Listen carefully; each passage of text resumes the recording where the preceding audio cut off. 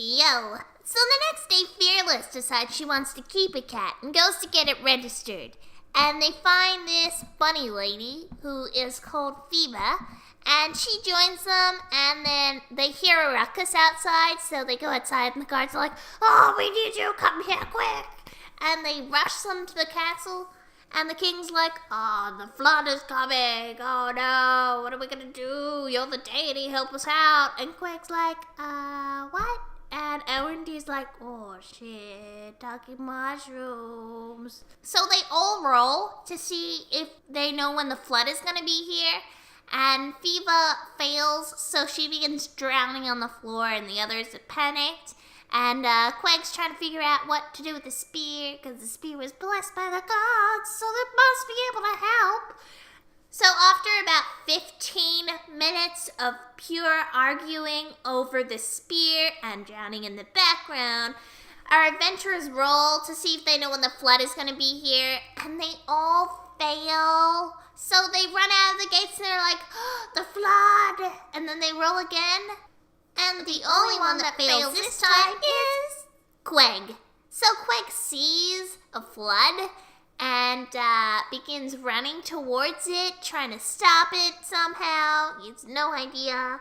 And as soon as he thinks he's underwater, he decides that, hey, I'm not going to speak common anymore. You know Aquan? Yeah, I'm going to speak that instead. So when Elrond comes down, it's like, "Quag, there is no water here yet. The flood is still a little bit away." Quag's like, and Aquan, bloom, bloom, bloom, bloom, bloom, bloom.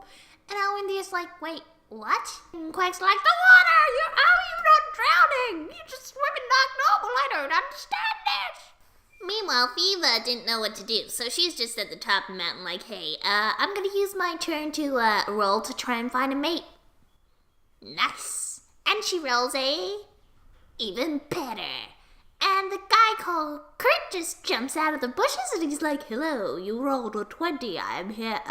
And then she's like, I'm going to mating ritual with him. And so she goes into the bushes and they roll for certain traits of this mating ritual. Overall, it wasn't that good. Kurt's pretty bad, yeah. So she decides to try and leave him by punching him in the face, but she fails. And then the flood actually comes, and Phoebe's like, "Oh, I must save my friends." So Quag is trying to figure out how to use this spear in the water, and then he just yells out, "Change!" And sand suddenly appears around him in a dome and covers him. And his friends continue gushing away through the water.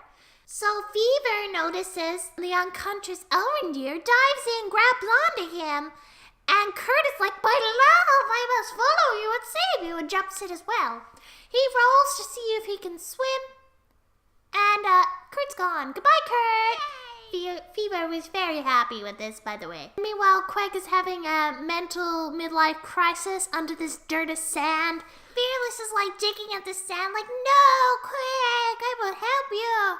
And Quag's just like, "I wish to talk to the gods." And Quag gets to talk to the gods, look at that. So the gods are like, "Oh, we have bestowed a certain thing upon your spear. If you shout a certain phrase at the tsunami, it shall disappear." They then tell him the phrase and send his mind back to his body. And Quag bursts out of the sand and forgets the phrase. So he just bullcockies this and goes, "In the name of the sun and moon god, change!" And it works. The dwarves all bow down to him and are like, "Oh, Quag the deity, you have saved us, woo!" And that, my friends, is how Quag became a deity. Now there's lots more to their adventures, but, pork, so I'm gonna go eat that instead. Bye!